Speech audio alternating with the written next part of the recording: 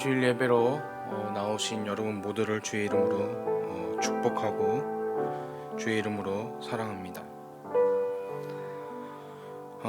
시편 59편 16절에 보면 나는 주의 힘을 노래하며 아침에 주의 인자하심을 높이 부르오리니 주는 나의 요새이시며 나의 환난 날의 피난처이심이니이다. 주님은 우리의 피할 바위가 되시고 힘이 되어 주십니다. 오늘 이 시간 기도할 때에 나의 힘이 되신 여호와, 나의 피할 바위가 되신 하나님 앞에 우리의 마음과 우리의 삶을 드리며 주님 앞에 나아가는 시간을 갖도록 하겠습니다. 사랑의 하나님, 이 시간 우리의 삶을 드립니다.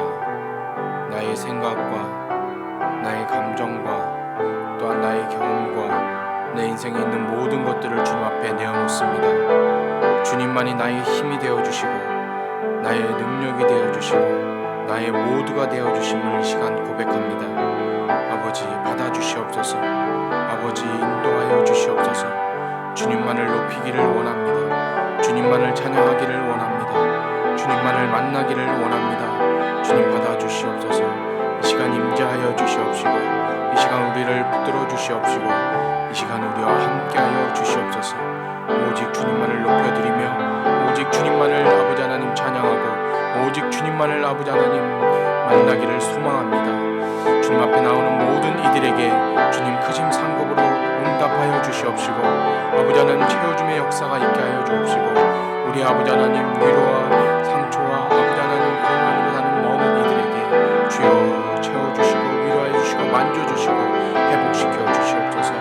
이 시간에 아버지 우리의 영혼이 아버지 하나님 소생케어 되어지고 강건하게 하여 주옵시고 주의 말씀을 통하여 우리가 변화하게 하시고 주의 말씀을 통하여 우리가 힘겹고 돌아가는 귀하고 복된 시간 되어줄 수 있도록 주님 도와주시옵소서.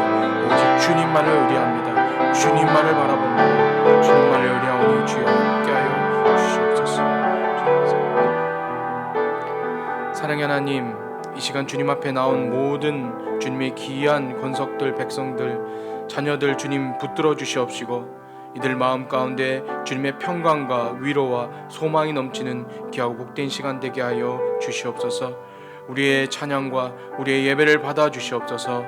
예배의 시종과 아버지 하나님 모든 관여된 많은 일들 가운데서도 오직 주님만을 높여드리는 시간 되게 하여 주옵소서. 감사를 드리며 우리를 구원하신 예수님의 이름으로 기도하옵나이다. 사도신경으로 우리의 신앙을 고백하겠습니다. 전능하사 천지를 만드신 하나님 아버지를 내가 믿사오며 그 외아들 우리 주 예수 그리스도를 믿사오니 이는 성령으로 잉태하사 동정녀 마리아에게 나시고 본디오 빌라도에게 고난을 받으사 십자가에 못 박혀 죽으시고 장사한 지 사흘 만에 죽은 자 가운데서 다시 살아나시며 하늘에 오르사 전능하신 하나님 우편에 앉아 계시다가 저리로서 산 자와 죽은 자를 심판하러 오시리라. 성령을 믿사오며 거룩한 공예와 성도가 서로 교통하는 것과 죄를 사하여 주시는 것과 몸이 다시 사는 것과 영원히 사는 것을 믿사옵나이다. 아멘. 찬송가 214장 함께 드리겠습니다.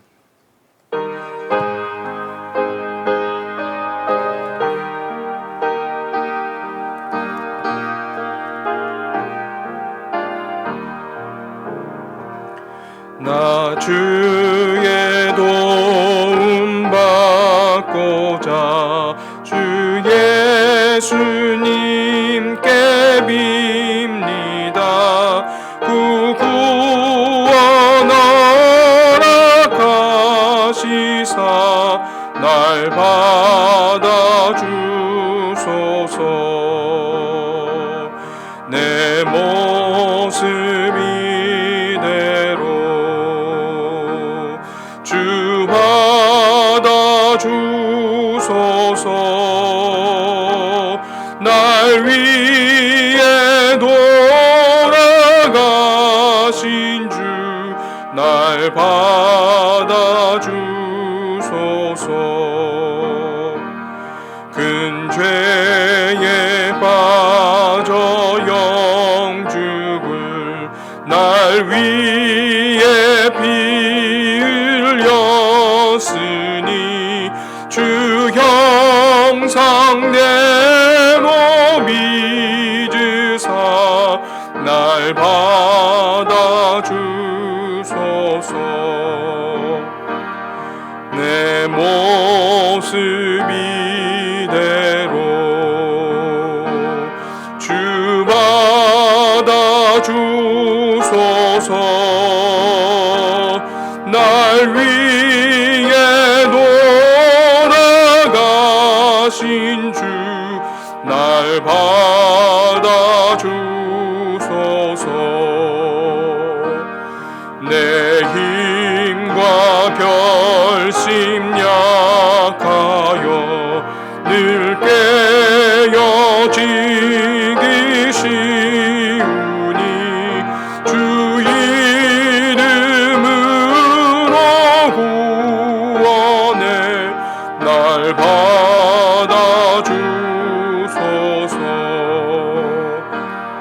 내 모습 이대로 주 받아주소서.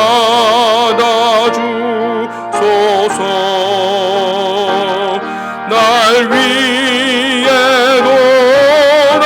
돌아가신 주 날 받아주소서.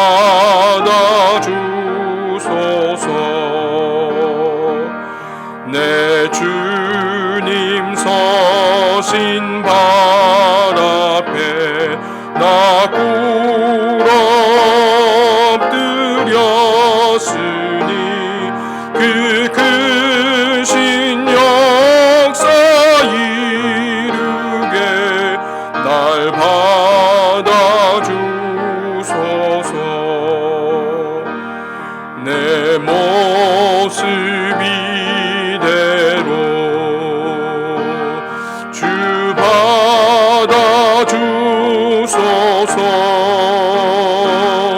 날 위해 돌아가신 주 날 받아주소서.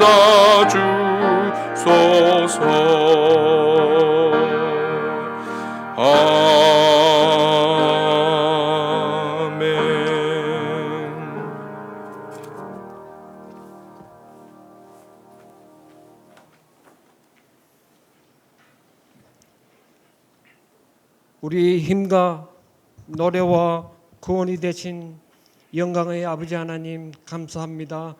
결실과 감사의 계절에 십자가 구속의 은총을 입고 믿음의 비밀을 가진 하나님의 자녀된 저희들 진정 주신 모든 것에 진실된 감사와 기쁨으로 은혜의 보좌 앞에 나와 지난 한 주간도 비대면 코로나 시국의 엄정한 현실 속에서도 인자와 긍휼하심으로 신실하게 지켜주시고 인도하신 아버지 하나님 앞에 영과 진리로 감사와 찬송과 영광을 올려드리오니 저희들의 예배를 기쁘게 연락하여 주시옵소서.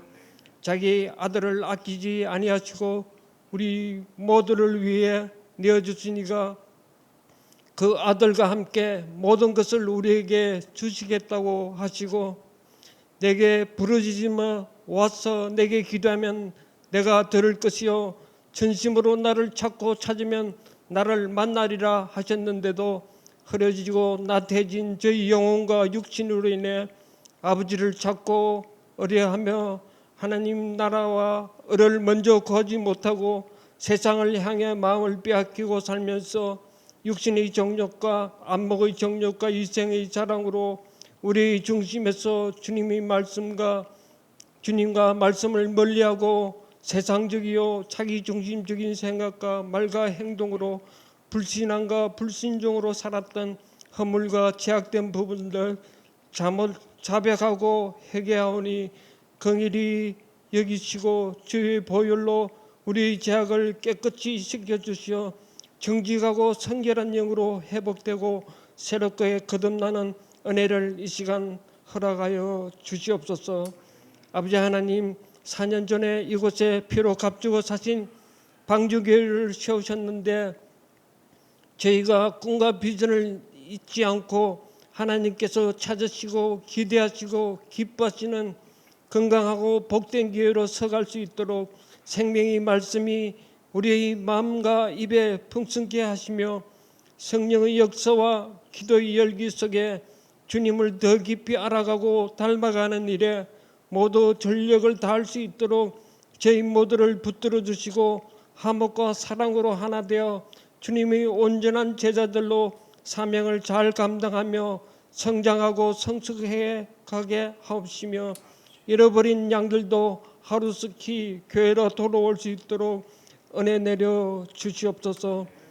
하나님 아버지, 저희들 두 손 들고 주의 얼굴과 능력을 구하오니 코로나19가 미국과 세계에서 하루속히 진정되고 종식될 수 있도록 도와주옵시며 코로나19로 인해 현재 어려움을 겪고 있는 많은 개인과 가정과 기업과 국가와 세계를 불쌍히 여겨 구원해 주옵시며 수고하는 자들을 위로하여 주시옵소서. 후원 선교사님들의 선교사역과 가족과 건강을 지켜주옵시며 저희 교회 건물 매각과 매입 과정 위에 선하게 역사하셔서 도시는 은혜 가운데 신속히 그리고 순적히 잘 이루어질 수 있도록 인도하옵시며 모든 관계자들 위해 믿음과 지혜로 잘 감당할 수 있도록 역사하여 주시옵소서.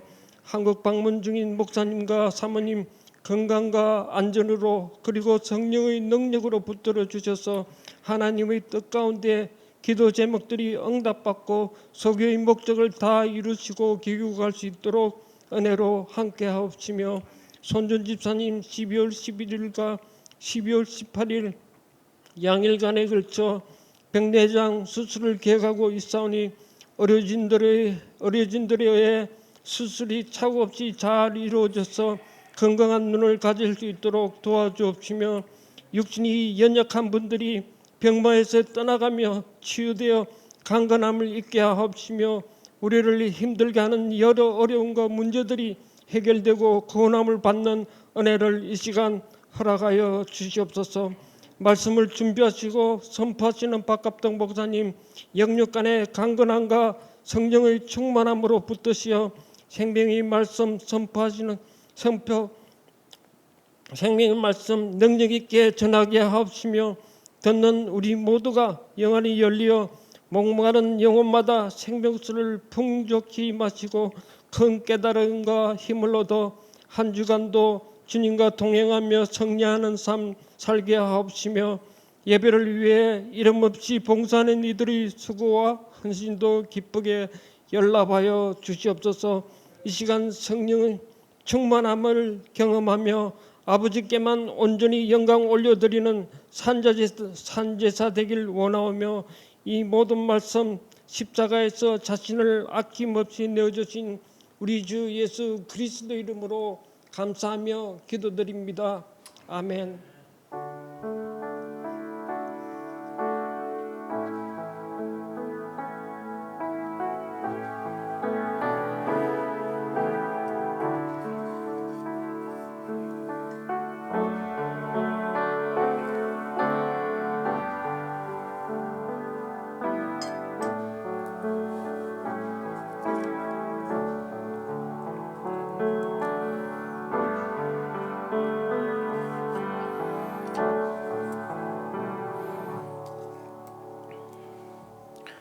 오늘 우리에게 주시는 하나님의 말씀은 시편 18편 1절에서 6절까지의 말씀입니다.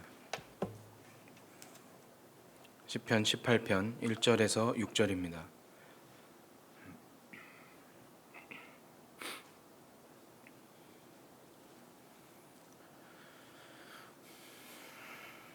다 찾으셨으면 제가 봉독해 올리겠습니다. 나의 힘이신 여호와여, 내가 주를 사랑하나이다. 여호와는 나의 반석이시요 나의 요새시요 나를 건지시는 이시요 나의 하나님이시요 내가 그 안에 피할 나의 바위시요 나의 방패이시요 나의 구원의 뿌리시요 나의 산성이시로다. 내가 찬송받으실 여호와께 아뢰리니 내 원수들에게서 구원을 얻으리로다. 사망의 줄이 나를 얽고 불의의 창수가 나를 두렵게 하였으며 수월의 줄이 나를 두르고 사망의 올무가 내게 이르렀도다. 내가 환난 중에 여호와께 아뢰며 나의 하나님께 부르짖었더니 그가 그의 성전에서 내 소리를 들으시며 그의 앞에서 나의 부르짖음이 그의 귀에 들렸도다. 아멘. 오늘은 시편 네 번째 시간 시편 18편을 함께 나누겠습니다. 사실은 시편 18편이 좀 깁니다. 여러분 보시면 알겠지만 50절까지 있는데 사실 이 50절까지를 다 읽기에는 조금 무리가 있어서 오늘 일단은 18편 1절에서 6절까지만 본문으로 잡고 나누게 되었습니다. 제가 그 5살, 6살쯤으로 기억하는데 그때 사실은 제가 그 옥상에서 이렇게 굴러서 이렇게 떨어졌었어요. 그때 저도 아직도 기억을 하는데 그래서 그 예전에는 그 한국의 주택이 왜 이렇게 옥상에서 이렇게 계단이 있고 그 앞에 주로 이렇게 화단이 있었잖아요. 보통 기억을 하실 겁니다. 그리고 거기 이렇게 이 화강암으로 이렇게 이렇게 둘러 쳐놨는데 제가 거기서 옥상에서 굴러서 거기 화강암에 이렇게 그대로 받았어요. 얼굴을 그대로 받았어요. 뭐 다른 데는 괜찮은데 하필이면 그때 그 입술하고 이 혀를 아주 크게 다쳤어요. 제가 별로 티는 안 나죠. 근데 자세히 보면 여기 입술이 여기 안으로 이렇게 찢어져 있거든요. 그리고 그러다 보니까 이 안에 혀도 이렇게 그때 같이 꿰맸었거든요. 그래서 한동안 그래서 말을 잘 못했습니다. 제가 어린 나이였고 또 이 입이 퉁퉁 부어 있고 또 혀가 이렇게 수술을 해서 이게 이제 제대로 그때 이제 한참 이제 말을 한참 하고 할 때였는데 그래서 말을 제대로 이렇게 발음을 잘 못했어요. 그래서 초등학교 1학년을 들어갔는데 선생님이 제 말을 잘 못 알아듣더라고요. 그러니까 발음이 좀 정확하지 않으니까 못 알아들었습니다. 근데 지금은 잘 알아들으시죠, 제 말씀을, 그죠?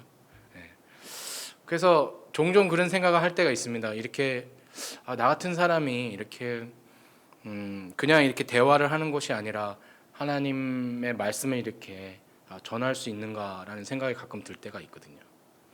이게 하나님의 은혜가 아닌가 하는 생각을 많이 해봅니다. 간혹 가다가 어떤 발음들은 참 힘든 게 있어요. 여러분은 잘 모르시겠지만 제가 어떤 발음들을 할 땐 굉장히 힘든 게 있거든요. 발음이 안 되거든요, 그게. 그래서 감쪽같이, 그죠? 감쪽같이 이렇게 모르시는데 그래서 간혹 가다 발음이 좀 짧은 발음들도 있습니다. 이게 잘 안 돼요. 어쨌거나 오늘 뭐 이렇게 불편한 발음이 있다 하더라도 이렇게 좀 잘 하나님의 말씀에 귀 기울여서 들어주셨으면 감사하겠습니다. 시편 18편은 그 다윗이 표제가 있거든요. 이렇게 좀 긴 표제가 있어요. 여러분 성경에도 있는 분도 있고 없는 분도 있겠지만 대체적으로 있으실 겁니다. 시편 18편에 보면 그 표제가 제목이 여호와의 종 다윗의 시, 그리고 인도자를 따라 부르는 노래, 또 여호와께서 다윗을 그 모든 원수들의 손에서 사울의 손에서 건져 주신 날에 다윗이 이 노래의 말로 여호와께 아뢰어 이르되 어떻게 일어났냐면 아뢰어 이르되 나의 힘이신 여호와여 하고 이제 그가 고백을 하는 거죠. 이 배경을 보니까 다윗의 모든 원수로부터 또 사울의 손으로부터 건져 주신 바로 그날에 다윗이 노래의 말로 여호와께 올려드렸는데 그의 첫 마디가 나의 힘이신 여호와여라고 하고 그는 고백을 하고 있는 것입니다. 이 시편을 두고 일종의 어떤 승전가, 승리의 시라고 이렇게 제목을 붙이기도 하는데 사실은 이 시편 18편은 그 사무엘 하 22장에 여러분 보시면요, 사무엘 하 22장에 똑같은 내용이 등장하고 있어요. 아마 오늘 집에 가서 한번 찾아보세요. 사무엘 하 22장입니다. 사무엘 하 22장에 보면 이 시편 18편이 그대로 이렇게 있습니다. 물론 약간의 디테일한 차이는 있지만 거의 흡사하게, 거의 내용이 동일하게 사무엘하 22장에 시편 18편이 그대로 등장하고 있습니다. 사무엘하 22장, 그 다음 23장, 사무엘 24장으로 사무엘하가 끝나는데요. 사무엘하 24장에 다윗이 그가 그의 모든 인생을 이렇게 돌아보면서 연대기적으로 만약에 생각을 해본다면 이 사무엘하 22장은 다윗의 말년으로 우리는 유추해 볼 수가 있습니다. 사무엘하 22장으로 또 23장, 24장 넘어가고 그 다음에 열왕기상 1장에 이르러서 다윗 시대는 끝나고 솔로몬의 시대가 시작이 되거든요. 솔로몬을 왕으로 세웁니다. 그리고 열왕기상 2장에 이르러서는 다윗이 죽습니다. 그러니까 연대기적으로 생각하면 사무엘하 22장에 등장하는 이 시편 18편은 다윗의 인생을 통틀어서 그의 인생의 말년에 곧 죽기 전에 그가 고백했던 이 시편이라는 것을 우리는 알 수가 있어요. 근데 그는 그의 인생을 돌아보면서 생각해 보았을 겁니다. 여러분, 평생을 하나님과 함께 동행하고 또 그의 원수 사울, 또 그의 원수 많은 원수들로부터 쫓김을 당했던 그가 그의 인생을 가만히 돌아보았더니 여호와는 나의 하나님, 나의 힘이었다라고 그는 고백을 하고 있는 거예요. 여호와는 나의 힘이시다. 여러분 여러분의 아직 그런 다윗과 같은 그런 시기는 분명히 아니실 건데, 여러분 지금까지의 이렇게 삶을 한번 돌아보시면 하나님은 여러분에게 어떠한 분이십니까? 어떠한 분이십니까? 오늘 다윗은 이와 같은 고백을 하고 있습니다. 그리고 시편 18편을 딱 한 문장으로 요약을 해보면, 나의 힘이 되신 여호와여, 내가 주를 사랑하나이다. 내가 주께 감사하며 주의 이름을 찬송하리이다. 이게 시편 18편의 그 전반적인 내용입니다. 한 문장으로 말하면 나의 힘이 되신 여호와여, 내가 주를 사랑하고 또 주께 감사하고 주의 이름을 찬송하리이다. 이것이 다윗의 삶이에요. 이것이 다윗의 삶입니다. 그의 신앙이에요. 그는 힘이 되신 여호와를 끊임없이 힘을 다하여 사랑했고 또 주께 언제나 감사를 올려드렸고 주님의 이름을 찬송하는 삶을 살았다고 그는 고백을 하고 있는 겁니다.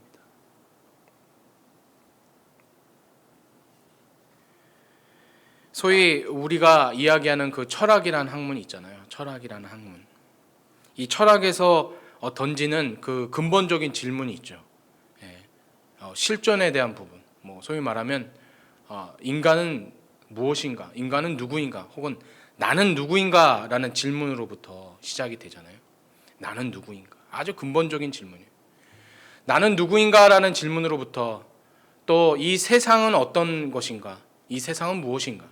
그리고 그 세상 너머에 존재하는 그 진리라고 생각하는 그 진리가 무엇인가를 찾는 것이 끊임없이 추구하는 것이 철학의 학문의 방향인데, 반면에 신학은 하나님으로부터, 세상 너머에 존재하는 절대적인 그 하나님, 진리이신 하나님으로부터 이 세상을 이해하고 또 그 세상 안에 있는 그 인간을 이해하고 또 나를 이해하는 그런 방향으로 시작이 됩니다. 유사하지만 서로 차이점이 있죠. 오늘 이 시편 18편을 통해서 나는 누구인가?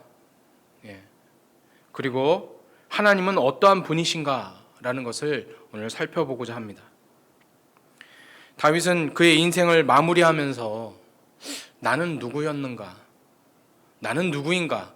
그리고 하나님은 누구신가? 라는 고백을 하고 있는 겁니다. 오늘 표제에 보면 여호와의 종 다윗의 시라는 표현이 나오잖아요. 여호와의 종. 다윗은 스스로를 지금 그렇게 규정하고 있는 거예요. 나는 누구인가? 나는 여호와의 종이다. 여러분, 사실 다윗은 이스라엘 역사상 가장 위대한 왕이었습니다. 가장 넓은 영토를 정복했고요. 또 가장 많은 것들을 이뤘던 왕이에요. 그리고 그 아들 솔로몬에 이뤘던 그 엄청난 부귀와 영화와 모든 것들을 사실 다윗 때 다 이뤄놓은 거죠. 지금까지도 유태인들은 다윗을 가장 위대한 인물로 치고 있잖아요. 그는 한평생 오직 하나님의 이름만을 온 열방에 알리며 하나님만을 높이는데 그는 살았던 사람입니다. 근데 그의 인생의 말년에 그 자신을 두고 나는 하나님의 종이다. 나는 종이다. 시편 116편 6절에도 여호와여 나는 진실로 주의 종입니다. 라는 고백을 하고 있습니다. 다윗에게 있어서 그의 실존, 나는 누구인가 라는 질문의 답은 나는 여호와의 종이다 라는 것이었습니다. 여러분, 성경에는 이 종이라는 그 단어가 많이 등장하는데요. 종이라는 단어가 많이 등장하는데 신약 성경의 이 종 혹은 일꾼이라는 단어는 그 둘로스, 들어보셨을 거예요. 둘로스라는 단어로 표현되고 있는데 이 단어가 무려 신약 성경에 124번이나 등장합니다. 124번. 아주 많이 등장하죠. 그런데 이 둘로스라는 의미를 우리 한국어 성경이나 혹은 영어 성경에는 다 같이 종 혹은 일꾼, 서번트 이렇게 번역을 하고 있어요. 그래서 여기에서 느껴진 약간 뉘앙스가 있습니다. 사실은 이 둘로스라는 원래 근원적인 의미는 당시에 일꾼, 종을 의미하는 또 신약 성경에 청지기라는 개념이 있잖아요. 청지기. 이런 단어하고는 좀 차이를 두고 있습니다. 둘로스는 사실은 노예에 더 가깝습니다. 노예, 슬레이브. 노예에 더 가까운 의미예요. 로마서 6장 20절에 보면 너희가 죄의 종이 되었을 때에 라는 표현으로 종이 되었을 때라는 표현도 역시 둘로스라는 단어를 쓰는데 사실은 이것이 원래대로 번역을 하면 너희가 죄의 노예가 되었을 때라고 번역을 해야 돼요. 노예가 되었을 때. 그러면 종과 노예의 차이점이 있을까요? 사실은 당시에 이 성경이 쓰여졌고 또 고대 근동의 문화를 좀 이해해 보면 종과 그 다음에 노예는 차이가 있죠. 이 종은 소위 말하면 임금의 시정도 종이라고 그러죠. 임금의 신하도 종이라고 부릅니다. 또 어떤 일을 맡아서 주도적으로 하는 사람이 있고 그 밑에서 그 일을 맡아서 하는 사람들도 나는 종이다, 또 일꾼이다, 이렇게 표현을 하기도 합니다. 그러나 노예는 다르죠. 종은 일종의 자신의 선택권이 있고 자신의 소유물이 있고 자신의 재산도 있었습니다. 그는 언제나 누구를 위해서 일할까? 꼭 내가 일을 하는 대가는 얼마큼 받을 것인가? 또 어떤 일을 할지 또 내가 주인을 선택할 수 있는 그런 선택권이 있었죠. 대체적으로 고대 근동에서는 그 빚을 갚지 못하면 제도적으로 그 빚을 다 갚을 때까지 종살이를 하도록 했습니다. 빚을 다 갚을 때까지. 그래서 이들이 빚을 다 청산하면 그는 언제든지 그 종살이를 끝낼 수가 있었어요. 그래서 일종의 빚을 담보로 해서 맺어진 계약의 관계를 종이라는 개념으로 이해를 해보시면 쉬우실 겁니다. 근데 사실은 오늘 여기에 등장하는 나는 여호와의 종이다 라고 하는 이 종이란 단어는 물론 영어 성경이나 한국 성경에도 종이라고 돼 있어요. 서번트라고 번역이 돼 있어요. 하지만 원래 원어는 에베드라는 단어입니다. 에베드. 에베드. 근데 이 단어가 사실은 슬레이브예요. 슬레이브라는 단어예요. 에베드. 이 에베드라는 단어 역시 아까 말씀드린 신약 성경에 둘로스라는 단어과 같은 의미를 지니고 있어요. 노예다. 노예는 자신의 소유가 없죠. 자신의 선택권도 없습니다.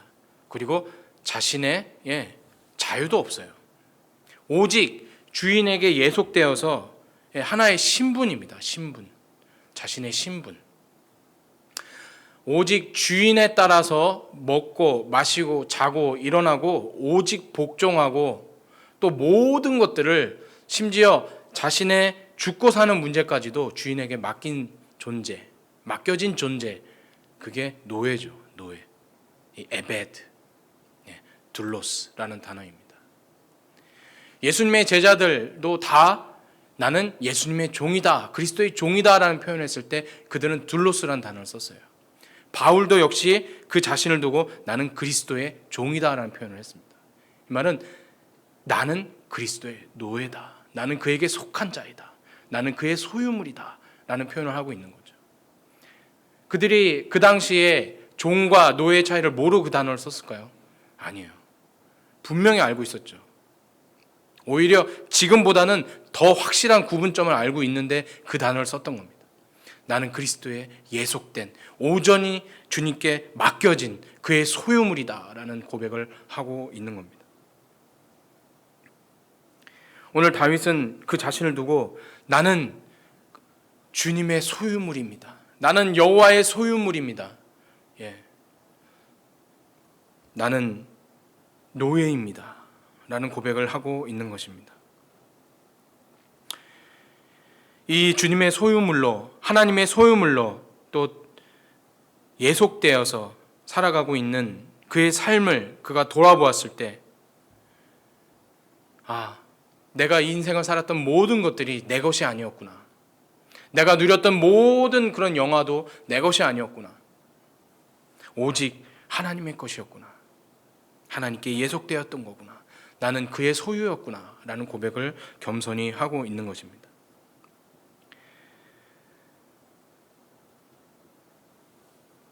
우리는 모두 다 이러한 고백을 합니다. 나는 주님의 소유물이다. 나는 주님께 나의 삶을 다 드렸다. 나의 삶과 죽음도 또 나의 모든 것들 주님께 다 바쳤습니다. 나의 모든 것들을 다 드렸습니다. 라고 우리는 고백을 합니다.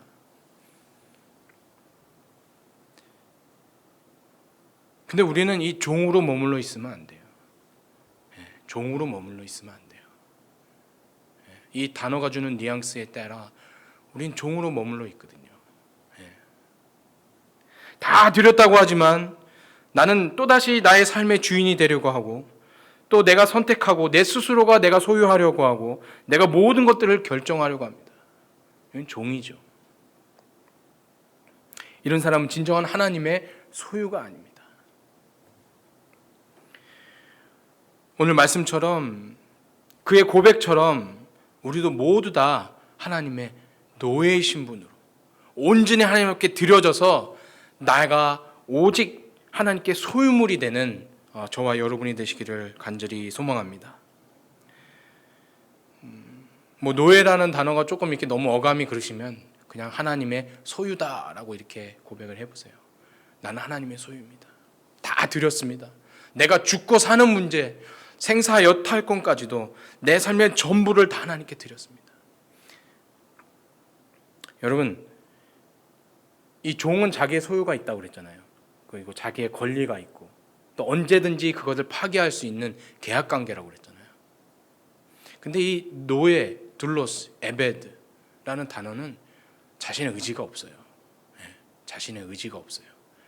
오직 주인의 뜻에 따라서 살아가고 주인의 뜻에 따라서 먹고 마시고 자고 일어나고 시키는 건 복종합니다. 그런데 이 노예는 뭡니까? 자신의 것이 없기 때문에 주인의 것을 함께 누리죠.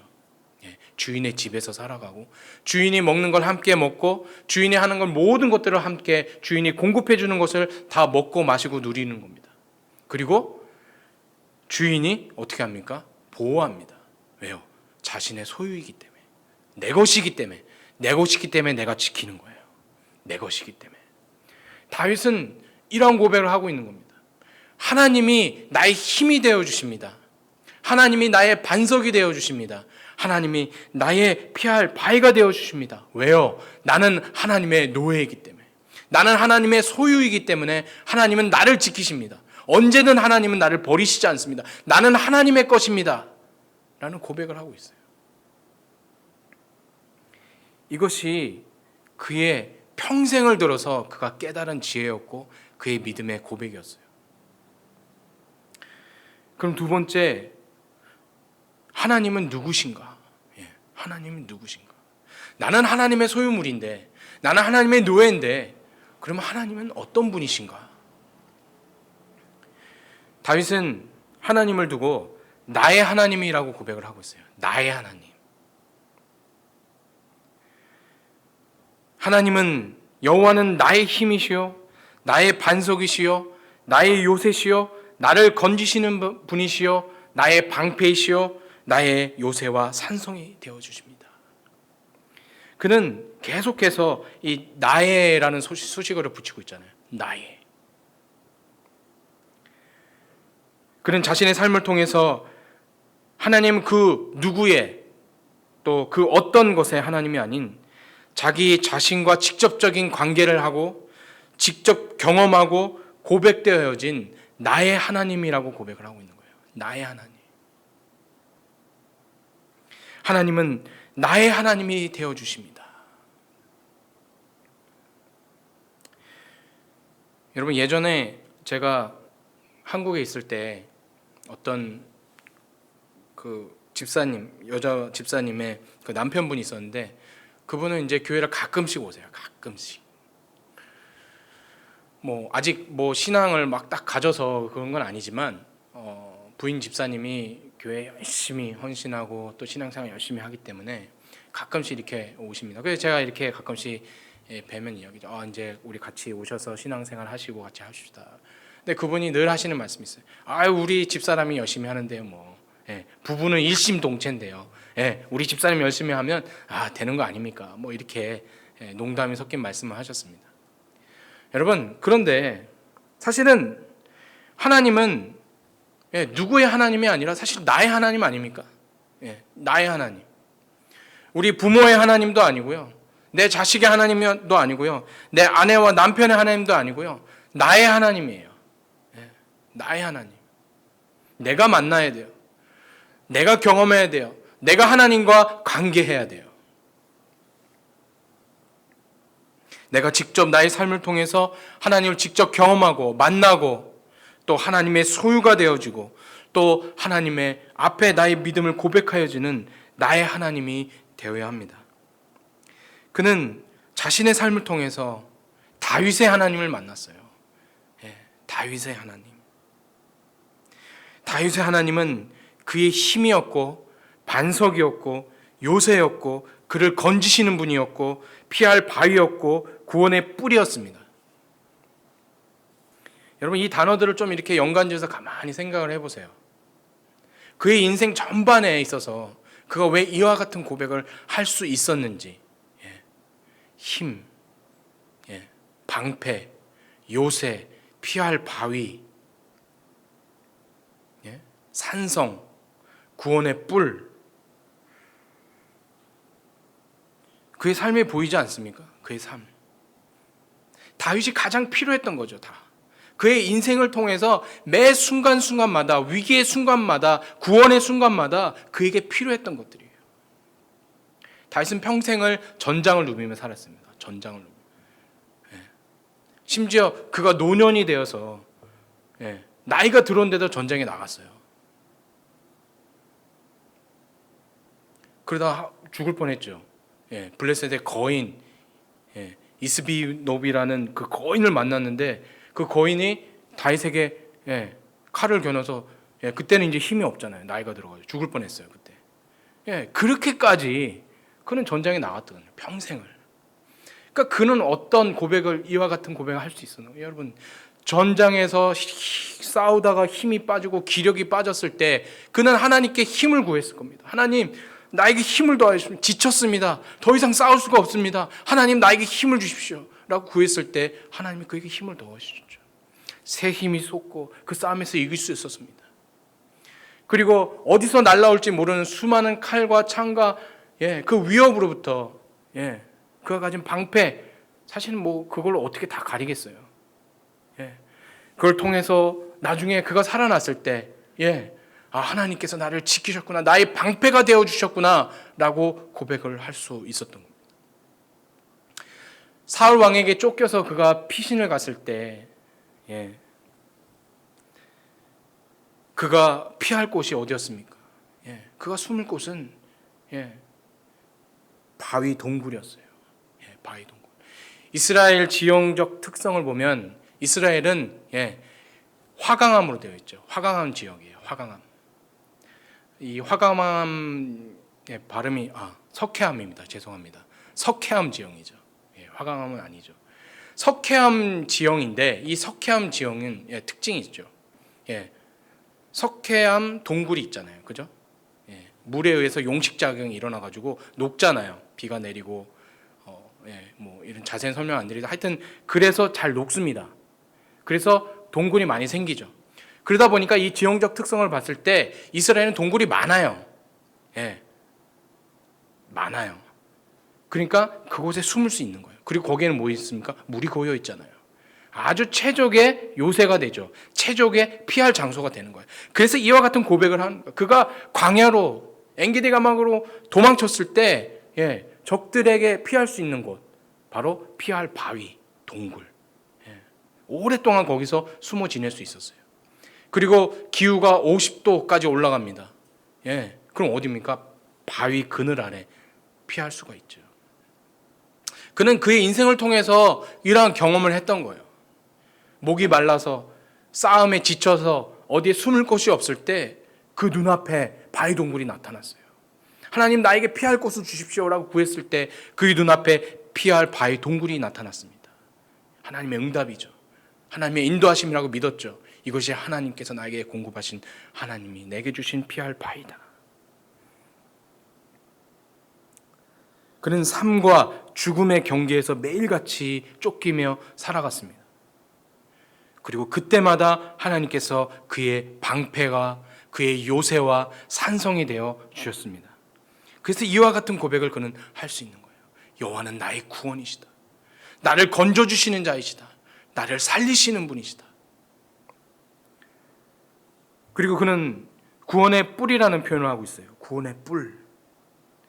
여러분 출애굽기 27장 1절에서 2절에는 이 번제단에 대한 그 규정이 있는데요. 이 번제단. 출애굽기 27장 1절에서 2절에 보면 이 번제단을 만들고 네모 반듯하게 만들고 그 네 귀퉁이에 뿔을 이렇게 쳐서 만들라고 그랬어요. 뿔. 그리고 이 번제단 뿔에 제사를 지낼 때 희생제물의 피를 바릅니다. 이 네 귀퉁이에.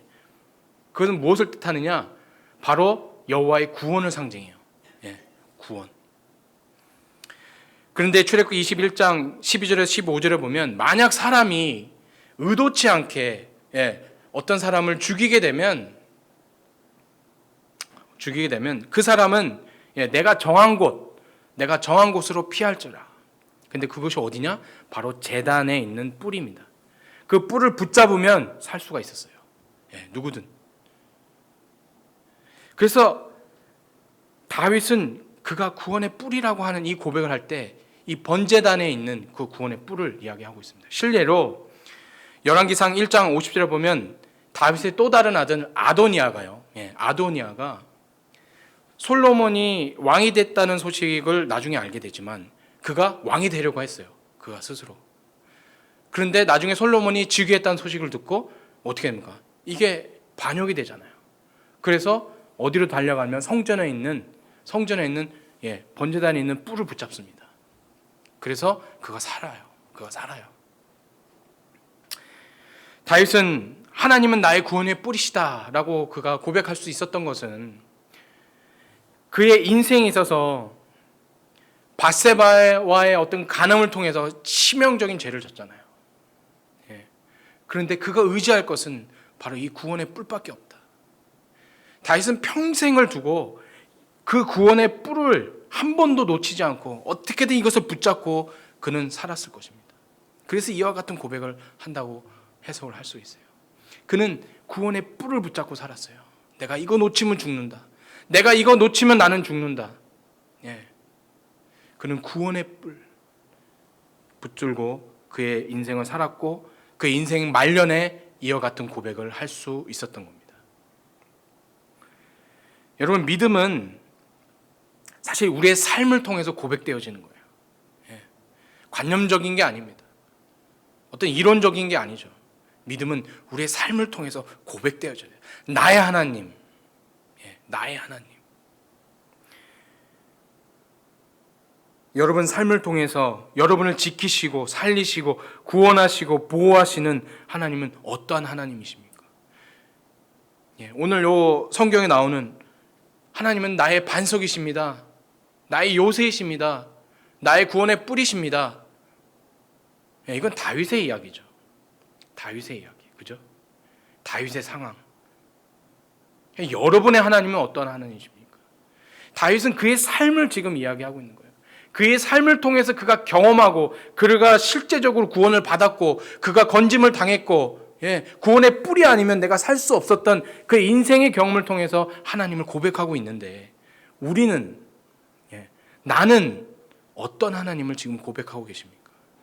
나의 하나님, 나의 인생에서 나를 이끌으셨던, 나를 구원해 주셨던, 나를 살리셨던 하나님은 어떤 하나님이십니까? 예전에 어떤 목사님이 이와 같은 고백하셨어요. 나의 하나님은 신발을 주신 하나님, 나의 신발이 되어주신 하나님이라고 고백을 했어요.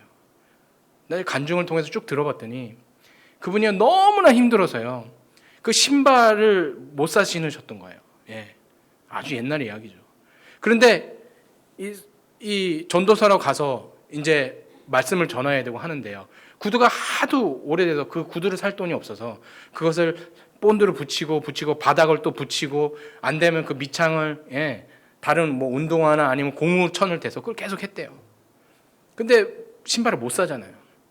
그런데 이제 바닥까지 떨어져서 구멍이 날 때가 되면 기가 막히게 어디서 누군가가 아니면 누가 신던 신발 그런 것들이 눈앞에 나타나서 그걸 신었대요. 그래서 거의 한 6년 7년을 계속 하나님이 그때마다 신발을 갈아 신겨 주셨다. 하나의 예죠. 그래서 그는 그의 하나님을 고백할 때 나의 신이 되어주신 하나님, 신발이 되어주신 하나님이라고 그는 고백을 했던 것을 제가 기억을 합니다. 오늘 저와 여러분 모두가 오늘 이 시간을 통해서 나의 하나님, 나의 하나님, 나의 하나님은 어떤 하나님인지 고백을 해보고 또 나의 삶을 돌아보는 귀한 시간 되기를 주의 이름으로 소망합니다. 마지막으로 46절에 그는 여호와는 살아계시니 나의 반석을 찬송하며 나의 구원의 하나님을 높일지로다 라고 그는 고백을 하고 있습니다. 그의 전 인생을 통해서 다윗은요 살아계신 하나님이라고 고백을 하고 있는 거예요. 살아계신 하나님. 당시에 수많은 우상들이 많이 있었잖아요. 블레셋도 있었고 뭐 정말 많은 우상들이 있었잖아요. 그리고 각자 그것이 신이다. 지금도 세상에는 많은 종교가 있고 우상들이 있습니다. 때로는 그것이 굉장히 매력적이고 신비해 보기도 합니다. 그러나 이 순간에도 살아서 존재하는 것은 없습니다. 설령 현존하는 것을 믿고 따른다 해도 언젠가는 그거조차 다 없어질 거예요. 오직 하나님만이 영존하시는 분이시고 지금도 살아서 역사하시는 분입니다. 오직 하나님만이. 우리의 믿음이 살아있는 믿음, 나의 믿음이 살아있는 믿음일 수 있는 이유는요 살아계신 하나님을 믿기 때문이에요. 내가 지금도 나와 함께 호흡하시고 지금도 나에게 말씀하시고 지금도 나와 함께 하여 주신 살아계신 하나님을 믿기 때문에 우리의 믿음이 살아있는 믿음이 될 줄 믿습니다. 우리의 믿음은 달라요. 다른 종교, 다른 여타, 신념 혹은 뭐 그들의 뭐 그런 믿음이라고 같은 믿음이라고 이야기하면 안 돼요. 우리의 믿음은 달라요. 우리의 믿음은 살아계신 하나님을 믿기 때문에요. 그래서 우리의 믿음은 살아있습니다. 살아있는 믿음이 되는 겁니다. 우리의 삶 속에서 매 순간마다 살아계신 하나님과 만나고 대화하고 그의 말씀을 묵상하고 그의 살아계심을 경험하는 저와 여러분이 되시기를 바랍니다. 오늘 다윗의 고백처럼 우리는 하나님의 노예, 하나님의 소유물이 되어야 할 줄 바랍니다. 여긴 놀라운 비밀이 있습니다. 하나님의 소유가 되면, 하나님의 소유가 되면 하나님이 나를 지키시죠. 그런 이유가 생기죠. 명분이 생기죠. 왜요? 난 내 것이 아니니까. 내 삶이 내 게 아니니까. 나는 하나님의 거니까. 그래서 고백을 할 수 있어요. 하나님 도와주세요. 하나님 나의 힘이시잖아요. 하나님이 나의 건지시는 자시고 나를 구원해 주시는 분이시잖아요. 왜요? 나는 하나님의 거니까. 나는 하나님의 거니까요. 내 삶도 하나님의 거니까요. 내가 먹고 마시는 것도 다 하나님의 거니까요. 하나님이 주셔야 되는 거니까요. 우리 모두 다 하나님의 소유가 되면 그것이 바로 복입니다. 하나님의 소유가 되면 그것이 바로 은혜입니다.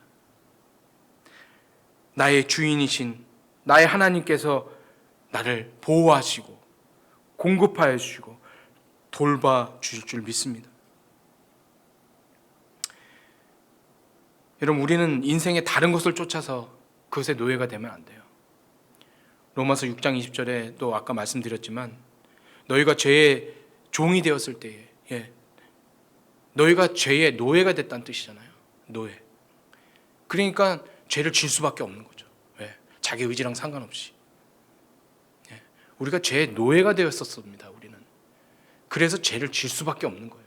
아무리 벗어나려고 해도 나의 자유와 모든 것이 죄에 속박되어 있기 때문에 죄가 이끌어가는 대로 갈 수밖에 없는 존재. 나는 죄의 노예였다. 그러나 이것을 우리를 자유케 하신 분이 예수 그리스도십니다. 마찬가지로 우리는 우리의 인생을, 우리의 소유를, 우리의 의지를, 우리의 자유를 다른 곳에 내어주면 안 됩니다. 오직 하나님께 맡겨야 해요. 나는 하나님의 소유입니다. 나는 하나님의 것입니다. 나의 인생도, 나의 모든 것도, 나의 삶과 죽음도 다 주님의 것입니다 라고 고백할 수 있는 저와 여러분이 되시기를 주의 이름으로 소망합니다. 한 주간 동안 이 말씀을 통해서 정말 주님의 소유물로 소망을 얻고 또 믿음 가운데 나의 하나님이 어떠한 분이신가를 고백할 수 있는 귀하고 복된 삶을 누리시기를 간절히 바랍니다. 사랑의 하나님 아버지, 감사합니다. 우리는 주님의 소유입니다. 주님의 것입니다. 나의 삶도, 나의 모든 것들 다 주님 것입니다. 주님께서 나의 주인이 되어주시고 주님께서 나의 모든 삶을 이끌어 가시고 공급하여 주시고 지켜주시고 보호해 줄 믿습니다. 날마다 우리의 삶을 통해서 나의 하나님이 어떠한 분이신가를 고백할 수 있는 우리들 되게 하시고 주님의 은혜 가운데 살아갈 수 있는 귀한 주님의 자녀들 되게 하여 주옵소서. 감사를 드리며 우리를 권하신 예수님의 이름으로 기도합나이다.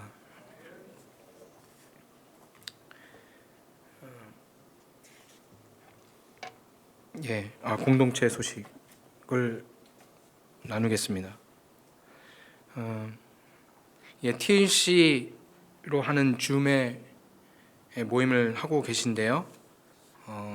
한 달에 한 번씩 모임을 갖겠습니다.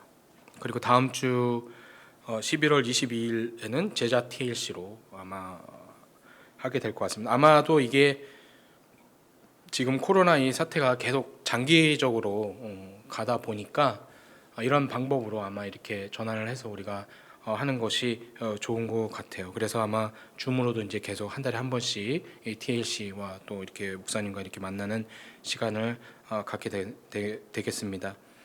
그다음에 다음 주일은 이제 추수감사 주일인데 올해는 뭐 좀 특별한 이런 상황 속에서 추수감사 주일을 맞게 되었는데 그럼에도 우리가 하나님께 감사할 제목들이 있고요, 그죠?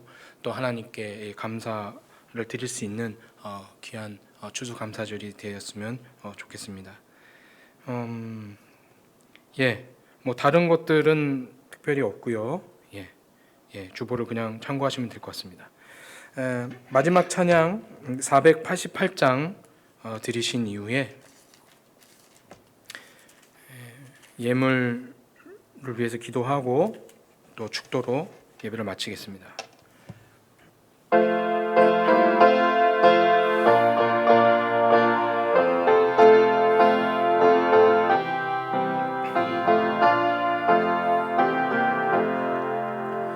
이 몸의 소망 무언가 우리 주 예수뿐일세. 우리 주 예수밖에는 믿으리 아주 없도다. 주 나의 반석이시니 그 위에 내가 서리라. 그 위에 내가 서리라. 무섭게 바람 부는 밤 물결이 높이 설렐 때 우리 주 크신 은혜에 소망에 닿을 줄이라. 주 나의 반석이시니 그 위에 내가 서리라. 그 위에 내가 서리라. 세상에 믿던 모든 것 끊어질 그날 되어도 구주의 언약 미사와 내 소망 더욱 크리라. 주 나의 반석이시니 그 위에 내가 서리라. 그 위에 내가 서리라. 바라던 천국 올라가 하나님 앞에 배울 때 우주의 일을 힘입어 어여지 바로 서리라. 주 나의 반석이시니 그 위에 내가 서리라. 그 위에 내가 서리라.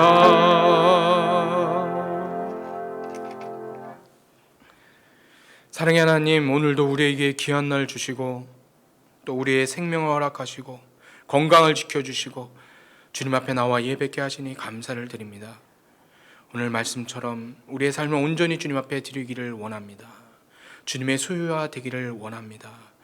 주님, 우리의 삶을 책임져 주시고 붙들어 주시고 지켜주시고 보호하여 주시옵소서. 날마다 주님 앞에 복종하고 순종하는 삶을 살 수 있도록 결단하게 하여 주시옵소서.